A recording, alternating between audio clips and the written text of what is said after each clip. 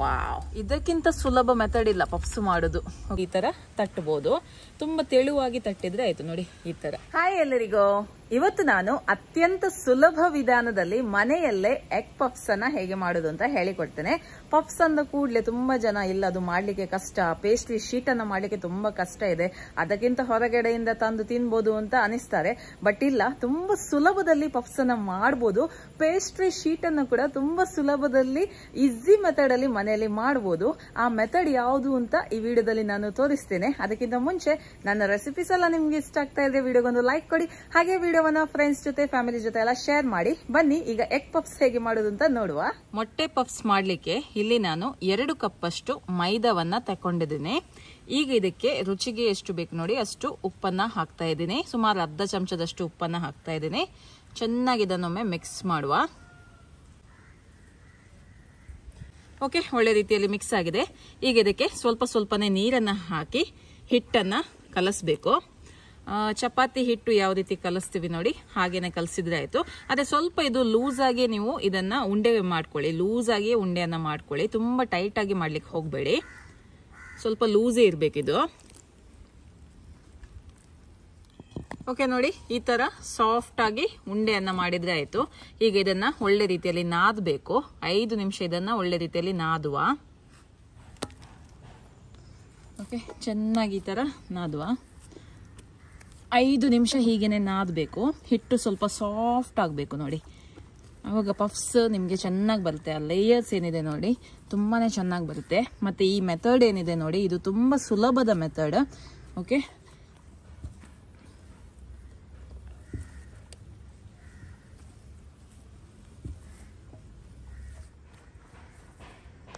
Okay, ಒಳ್ಳೆ ರೀತಿಯಲ್ಲಿ ನಾದಿ ಆಯ್ತು. ಇನ್ನಿದನ್ನ ಕಟ್ ಮಾಡುವ, ಚಿಕ್ಕ ಚಿಕ್ಕ ಪೀಸಸ್ ಆಗಿ ಕಟ್ ಮಾಡುವ. 10 ಪೀಸ್ ಆಗುತ್ತೆ ಆಯ್ತಾ. 2 ಕಪ್ ಮೈದಾ ಹಿಟ್ಟಿನಲ್ಲಿ 10 ಪೀಸ್ ಅನ್ನ ನೀವು ಮಾಡ್ಬೋದು. ಈಗ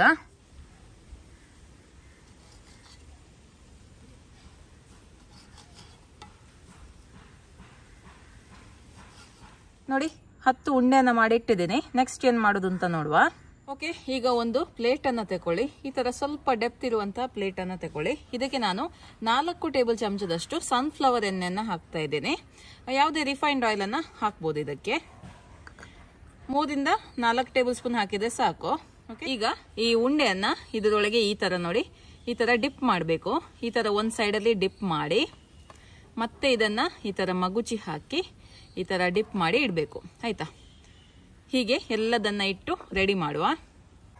ನಾನು ಏನ್ ಮೆಥಡ್ ಅನ್ನ ಈಗ ತೋರಿಸ್ತಾ ಇದ್ದೀನಿ ನೋಡಿ, ತುಂಬಾ ಹೊಸ ಮೆಥಡ್, ಹಾಗೆ ತುಂಬಾ ಸುಲಭದಲ್ಲಿ ಮಾಡುವಂತಹ ಮೆಥಡ್ ಇದು. ತುಂಬಾ ಸುಲಭದಲ್ಲಿ ಆಗುತ್ತೆ ಈ ರೀತಿ ಮಾಡಿದ್ರೆ. ಇಲ್ಲಾಂದ್ರೆ ಪಫ್ ಪೇಸ್ಟ್ರಿ ಮಾಡ್ಲಿಕ್ಕೆ ತುಂಬಾ ಕಷ್ಟ, ಪೇಸ್ಟ್ರಿ ಶೀಟ್ ಅನ್ನ ಮಾಡ್ಲಿಕ್ಕೆ. ಬಟ್ ಹೀಗೆ ಮಾಡೋದ್ರಿಂದ ತುಂಬಾ ಸುಲಭದಲ್ಲಿ ನೀವು ಮಾಡ್ಬೋದು. ಇನ್ನೊಂದು ಮೆಥಡ್ ಅಲ್ಲಿ ಕೂಡ ಮಾಡ್ತಾರೆ, ಅಂದ್ರೆ ಪೇಸ್ಟ್ರಿ ಶೀಟ್ಸ್ ಅನ್ನ ಒಂದರ ಮೇಲೆ ಇಟ್ಟು ಲೇಯರಿಂಗ್ ಮಾಡಿ ಹಾಗೆ ಸಹ ಮಾಡ್ತಾರೆ. ಅದು ತುಂಬಾ ಕೆಲಸ ಆಗುತ್ತೆ. ಬಟ್ ಇದರಲ್ಲಿ ಅಷ್ಟು ಕೆಲಸ ಕೂಡ ಇಲ್ಲ, ಬೇಗ ಬೇಗ ಮಾಡಬಹುದು. ಒಂದರ ಮೇಲೆ ಒಂದು ಶೀಟ್ ಎಲ್ಲ ಇಡ್ಲಿಕ್ಕಿಲ್ಲ. ಓಕೆ, ಇದನ್ನ 20 ನಿಮಿಷ ಹೀಗೇನೆ ಬಿಡಬೇಕು. ಮೇಲೆ ಒಂದು ಮುಚ್ಚಳವನ್ನ ಮುಚ್ಚಿ ಇಟ್ಕೊಳ್ಳಿ ಆಯ್ತಾ. ಈಗ ನೆಕ್ಸ್ಟ್ ನಾವು ಪಫ್ಸಿಗೆ ಬೇಕಾಗಿರುವಂತ ಮಸಾಲೆಯನ್ನ ರೆಡಿ ಮಾಡ್ಕೊಳ್ಳೋಣ. ಮಸಾಲ ಮಾಡ್ಲಿಕ್ಕೆ ಇಲ್ಲಿ ನಾನು 2 ಟೇಬಲ್ ಚಮಚದಷ್ಟು ತೆಂಗಿನ ಎಣ್ಣೆಯನ್ನ ಹಾಕ್ತಾ ಇದ್ದೀನಿ. ಈಗ ಇದಕ್ಕೆ ಹಾಕ್ತಾ ಇದ್ದೀನಿ 2 ಈರುಳ್ಳಿ. ಈರುಳ್ಳಿ ಒಳ್ಳೆ ರೀತಿಯಲ್ಲಿ ಸಾಫ್ಟ್ ಆಗಬೇಕು. ಸ್ವಲ್ಪ ಕಲರ್ ಚೇಂಜ್ ಆದ್ರೆ ಸಾಕು ಈರುಳ್ಳಿದು. ಓಕೆ ನೋಡಿ, ಈರುಳ್ಳಿ ಒಳ್ಳೆ ರೀತಿಯಲ್ಲಿ ಸಾಫ್ಟ್ ಆಗಿದೆ. ಒಂದು ಹಸಿ ಮೆಣಸಿನಕಾಯಿನ ಚಿಕ್ಕ ಚಿಕ್ಕದಾಗಿ ಕಟ್ ಮಾಡಿ ಹಾಕ್ತಾ ಇದ್ದೀನಿ. ಹಾಗೆ 1 ಟೀ ಸ್ಪೂನ್ ಅಷ್ಟು ಶುಂಠಿ ಬೆಳ್ಳುಳ್ಳಿ ಪೇಸ್ಟ್ ಅನ್ನು ಹಾಕ್ತಾ ಇದ್ದೀನಿ. ಇದರ ಹಸಿ ವಾಸನೆ ಎಲ್ಲ ಹೋಗಬೇಕು. ಸ್ವಲ್ಪ ಕರಿಬೇವಿನ ಸೊಪ್ಪನ್ನು ಕೂಡ ಹಾಕ್ತಾ ಇದ್ದೀನಿ. ಓಕೆ, ಈಗ ಇದಕ್ಕೆ 1/4 ಚಮಚದಷ್ಟು ಅರಿಶಿಣದ ಪುಡಿಯನ್ನು ಹಾಕ್ತಾ ಇದ್ದೀನಿ. ಅರ್ಧ ಚಮಚದಷ್ಟು ಅಚ್ಕಾರದ ಪುಡಿ. ಅಚ್ಕಾರದ ಪುಡಿ ಬೇಕಿದ್ರೆ ಜಾಸ್ತಿ ಕೂಡ ಹಾಕ್ಬೋದು. ಅರ್ಧ ಚಮಚದಷ್ಟು ಕೊತ್ತಂಬರಿ ಪುಡಿ. 1/4 ಚಮಚದಷ್ಟು ಗರಂ ಮಸಾಲ ಪುಡಿ. ಒಂದು 2 ಟೇಬಲ್ ಚಮಚದಷ್ಟು ಇದಕ್ಕೆ ನೀರನ್ನು ಹಾಕ್ತಾ ಇದ್ದೀನಿ. ಜಾಸ್ತಿ ನೀರು ಬೇಡ, ಜಸ್ಟ್ 2 ಟೇಬಲ್ ಚಮಚದಷ್ಟು ಹಾಕಿದ್ರೆ ಸಾಕು. ಸ್ವಲ್ಪ ಮಸಾಲೆ ಎಲ್ಲ ಒಳ್ಳೆ ರೀತಿಯಲ್ಲಿ ಬೇಯಲಿ ಅಂತ ಅಷ್ಟೇ. ಒಳ್ಳೆ ರೀತಿಯಲ್ಲಿ ಬೇಯಲಿ ಇದು. ರುಚಿಗೆ ಎಷ್ಟು ಬೇಕಷ್ಟು ಉಪ್ಪನ್ನು ಹಾಕ್ತಾ ಇದ್ದೀನಿ. ಹಾಗೆ ಸ್ವಲ್ಪ ಕೊತ್ತಂಬರಿ ಸೊಪ್ಪನ್ನು ಹಾಕ್ತಾ ಇದ್ದೀನಿ. ಓಕೆ ನೋಡಿ, ಈಗ ಮಸಾಲ ರೆಡಿ ಆಗಿದೆ. ಈಗ ನೆಕ್ಸ್ಟ್ ಪೇಸ್ಟ್ರಿ ಶೀಟನ್ನು ರೆಡಿ ಮಾಡುವ. ನೋಡಿ 20 ನಿಮಿಷ ಆಗಿದೆ. ಈಗ ಪೇಸ್ಟ್ರಿ ಶೀಟ್ಸನ್ನು ಮಾಡುವ. ಓಕೆ, ಈಗ ಇದನ್ನು ತಟ್ಟಬೇಕು. ಎಷ್ಟು ದೊಡ್ಡದಾಗುತ್ತೆ ನೋಡಿ ಅಷ್ಟು ದೊಡ್ಡದು ನೀವು ಇದನ್ನು ಮಾಡ್ಕೊಳ್ಳಿ. ತೆಳುವಾಗಿ ಇದನ್ನು ಈ ಥರ ತಟ್ಕೊಳ್ಳಿ.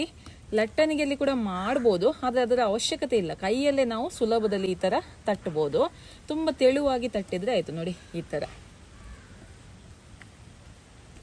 ಸುಲಭದಲ್ಲಿ ಬರುತ್ತೆ. ಇದರಲ್ಲಿ ಸಾಕಷ್ಟು ಎಣ್ಣೆ ಅಂಶ ಉಂಟಲ್ಲ, ಹಾಗಾಗಿ ಇದು ಸುಲಭದಲ್ಲಿ ಈ ಥರ ಸ್ಪ್ರೆಡ್ ಆಗುತ್ತೆ. ಸ್ವಲ್ಪ ಈ ಥರ ಬ್ರೇಕ್ ಆದರೆ ಏನು ಟೆನ್ಷನ್ ಮಾಡಬೇಕಂತೇನಿಲ್ಲ, ಅದು ಫೋಲ್ಡ್ ಮಾಡುವಾಗ ಸರಿಯಾಗುತ್ತೆ.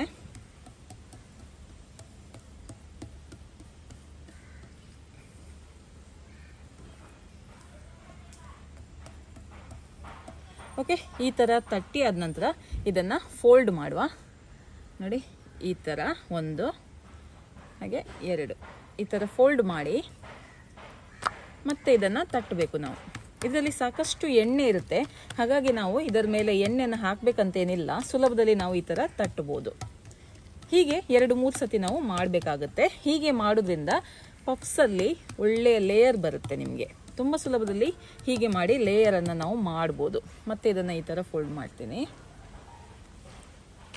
ಮತ್ತೆ ಇದನ್ನು ತಟ್ತೀನಿ. ಈ ಥರ ತಟ್ಟಿ ತಟ್ಟಿ ಸ್ಕ್ವೇರ್ ಶೇಪ್ ಬರುವವರೆಗೆ ನೀವು ಇದನ್ನು ತಟ್ಟಿದ್ರೆ ಆಯಿತು. ಈಗ ಮತ್ತೆ ಇದನ್ನು ಫೋಲ್ಡ್ ಮಾಡ್ತೇನೆ.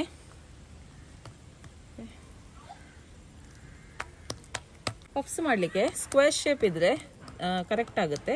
ಹಾಗಾಗಿ ಈಗ ನಾನು ಸ್ಕ್ವೇರ್ ಶೇಪ್ ಬರುವಾಗೆ ಇದನ್ನು ತಟ್ಟುತ್ತೇನೆ ಅಷ್ಟೇ. ಒಳ್ಳೆ ಪರ್ಫೆಕ್ಟಾಗಿ ಸ್ಕ್ವೇರ್ ಬರಬೇಕಂತೇನಿಲ್ಲ, ರಫ್ ಆಗಿ ಸ್ಕ್ವೇರ್ ಆದರೆ ಆಯಿತು. ಈ ಥರ ಸ್ಕ್ವೇರ್ ಶೇಪಿಗೆ ತಟ್ಟಿ ರೆಡಿ ಮಾಡಿ ಇಟ್ಟರೆ ಆಯಿತು. ಈಗ ಎಲ್ಲ ಉಂಡೆಯನ್ನು ಇದೇ ರೀತಿ ತಟ್ಟಿ ರೆಡಿ ಮಾಡಿ ಇಡ್ತೇನೆ. ಓಕೆ, ಈಗ ಪೇಸ್ಟ್ರಿ ಶೀಟ್ಸ್ ಎಲ್ಲ ರೆಡಿ ಆಗಿದೆ. ಈಗ ರೆಡಿ ಮಾಡ್ಕೊಂಡಿರುವಂಥ ಮಸಾಲೆಯನ್ನು ಹಾಕ್ತಾ ಇದ್ದೀನಿ. 1 ಟೀ ಸ್ಪೂನ್ ಅಷ್ಟು ಹಾಕ್ತಾ ಇದ್ದೀನಿ, ಅಥವಾ 2 ಟೀ ಸ್ಪೂನ್ ನಿಮ್ಗೆ ಎಷ್ಟು ಬೇಕೋ ಅಷ್ಟು ಹಾಕಿಕೊಳ್ಳಿ. ಹಾಗೆ ಬೇಯಿಸಿದ ಮೊಟ್ಟೆಯನ್ನು ಕೂಡ ಇಡುವ. ಓಕೆ, ಈ ಥರ 1 ಮೊಟ್ಟೆಯನ್ನು 2 ಪೀಸಾಗಿ ಕಟ್ ಮಾಡಿ ಈ ಥರ ಉಲ್ಟಾ ಇಟ್ಟರೆ ಆಯಿತು. ನೋಡಿ ಈ ಥರ ಇಟ್ಟು ಇನ್ನು ಇದನ್ನು ಯಾವ ರೀತಿ ಬೇಕು ನೋಡಿ ಆ ಥರ ನೀವು ಫೋಲ್ಡ್ ಮಾಡ್ಬೋದು. ನಾನು ಈ ಥರ ಫೋಲ್ಡ್ ಮಾಡ್ತಾ ಇದ್ದೀನಿ. ನೀವು ಖಾಲಿ ಹೀಗೆ ಬೇಕಿದ್ರೆ ಹೀಗೇನೆ ಇಡ್ಬೋದು, ಅಥವಾ ಈ ಥರ ಕೂಡ ನೀವು ಫೋಲ್ಡ್ ಮಾಡ್ಬೋದು. ನಾನು ಈ ಥರ ಫೋಲ್ಡ್ ಮಾಡ್ತಾ ಇದ್ದೀನಿ ನೋಡಿ. ಓಕೆ, ಈ ಥರ ಎಲ್ಲ ಪಫ್ಸನ್ನು ರೆಡಿ ಮಾಡಿ ಇಡುವ. ಓಕೆ, ಈಗ ಒಂದು ತಟ್ಟೆಯಲ್ಲಿ ನಾನು 4 ಪಫ್ಸ್ ಇಟ್ಟಿದ್ದೀನಿ. ಈಗ ಇದಕ್ಕೆ ಎಗ್ ವಾಶನ್ನು ಮಾಡಬೇಕು. 1 ಮೊಟ್ಟೆಯನ್ನು ಒಡೆದು ಈ ಥರ ಮೇಲಿಂದ ಈ ಥರ ಬ್ರಷ್ ಮಾಡಬೇಕು. ಆವಾಗ ಒಳ್ಳೆ ನಿಮಗೆ ಕಲರ್ ಬರುತ್ತೆ, ಗೋಲ್ಡನ್ ಕಲರ್ ಬರುತ್ತೆ. ಮೊಟ್ಟೆ ಹಾಕ್ಲಿಕ್ಕೆ ಇಷ್ಟ ಇಲ್ಲ ಅಂದರೆ ನೀವು ಬಟರ್ ಹಾಕ್ಬೋದು, ಅಥವಾ ಹಾಲನ್ನು ಕೂಡ ಈ ಥರ ನೀವು ಬ್ರಷ್ ಮಾಡ್ಬೋದು. ಆಯಿತಾ? ಓಕೆ, ಇನ್ನು ಇದನ್ನು ಬೇಕ್ ಮಾಡಲಿಕ್ಕೆ ಇಡುವ. ಓವನ್ ಎಲ್ಲ ಬೇಡ, ನಾರ್ಮಲ್ ಆಗಿ ನಾವು ಇದನ್ನ ಬೇಕ್ ಮಾಡುವ. ಪಾತ್ರೆಗೆ ಸ್ವಲ್ಪ ಉಪ್ಪು ಹಾಕಿದ್ದೀನಿ, ಮತ್ತೊಂದು ರಿಂಗ್ ಇಟ್ಟಿದ್ದೀನಿ. 10 ನಿಮಿಷ ಇದನ್ನ ಪ್ರೀ ಹೀಟ್ ಮಾಡಬೇಕು. ಅದಾದ ನಂತರ ಈ ಪ್ಲೇಟ್ ಅನ್ನ ಇಟ್ಟರೆ ಆಯ್ತು. ಓಕೆ, ಇನ್ನು ಇದನ್ನ ಮುಚ್ಚಿ ಒಳ್ಳೆ ರೀತಿಯಲ್ಲಿ ಬೇಕ್ ಮಾಡುವ. ಎಷ್ಟು ಟೈಮ್ ಬೇಕು ಅಂತ ಹೇಳ್ತೇನೆ ನಿಮಗೆ. ನೋಡಿ, ಸುಮಾರು ಅರ್ಧ ಗಂಟೆ ಆಗಿದೆ. ಓಕೆ ನೋಡಿ, ಪಫ್ಸ್ ಈಗ ರೆಡಿ ಆಗಿದೆ. ಇನ್ನು ಇದನ್ನ ಸರ್ವ್ ಮಾಡುವ. ವಾವ್, ಚಿಕ್ಕದಿಂದ ತಂದಿರುವಂತಹ ಪಫ್ಸ್ ತರ ಕಾಣಿಸ್ತಾ ಇದೆ ಅಲ್ವಾ? ಎಷ್ಟು ಸುಲಭದಲ್ಲಿ ಮಾಡಿದ್ದೇನೆ ನೋಡಿ. ನಿಜವಾಗ್ಲೂ ತುಂಬಾನೇ ಚೆನ್ನಾಗಿ ಬಂದಿದೆ. ಇದಕ್ಕಿಂತ ಸುಲಭ ಮೆಥಡ್ ಇಲ್ಲ ಪಫ್ಸ್ ಮಾಡೋದು. ಯಾವ ಪಫ್ಸ್ ಕೂಡ ಮಾಡ್ಬೋದು. ವೆಜ್ ತಿನ್ನೋರು ವೆಜ್ ಪಫ್ಸ್ ಕೂಡ ಹೀಗೆ ಮಾಡ್ಬೋದು. ಓಕೆ, ಜಸ್ಟ್ ಒಂದು ನಿಮ್ಗೆ ಕಟ್ ಮಾಡಿ ತೋರಿಸ್ತೀನಿ ಯಾವ ರೀತಿ ಬಂದಿದೆ ಅಂತ. ನೋಡಿ ನೋಡಿ, ಸೂಪರ್ ಆಗಿ ಬಂದಿದೆ. ಕ್ರಿಸ್ಪಿಯಾಗಿ ಬಂದಿದೆ ನೋಡಿ. ಸೌಂಡ್ ನೋಡುವ ಕೇಳುವಾಗ ಗೊತ್ತಾಗ್ತದೆ ನಿಮಗೆ. ನೋಡಿ, ವಾವ್, ಪಫ್ಸ್ ಅಂದ್ರೆ ಹೀಗಿರ್ಬೇಕು, ಎಂತ ಕಷ್ಟ ಇಲ್ಲ, ತುಂಬಾ ಸುಲಭದಲ್ಲಿ ಪಫ್ಸ್ ಅನ್ನ ಮಾಡಬಹುದು. ಈಗ ಓಕೆ, ಈಗ ಟೇಸ್ಟ್ ಮಾಡ್ಲಿಕ್ಕೆ ಕೋಟೇಶ್ ಅವರು ಬಂದಿದ್ದಾರೆ. ಅವರು ಟೇಸ್ಟ್ ಮಾಡಿ ಹೇಳ್ತಾರೆ. ಪಫ್ಸ್ ಆಯ್ತಾ ನೋಡಿ, ಒಳ್ಳೆ ಕ್ರಿಸ್ಪಿ ಉಂಟು. ಅವರ ಬೈಟ್ ಮಾಡುವಾಗ್ಲೇ ಗೊತ್ತಾಗ್ತದೆ ನೋಡಿ, ಕರುಮ್ ಕರುಮ್ ಕರುಮ್ ಕರುಮ್ ಅಂತ.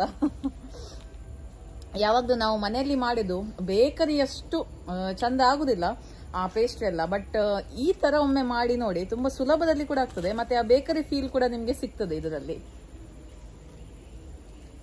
ಮೊಟ್ಟೆ ಸಹ ತಿನ್ನಿ ಆಯ್ತಾ, ಮೊಟ್ಟೆ ಉಂಟು ಅದರಲ್ಲಿ.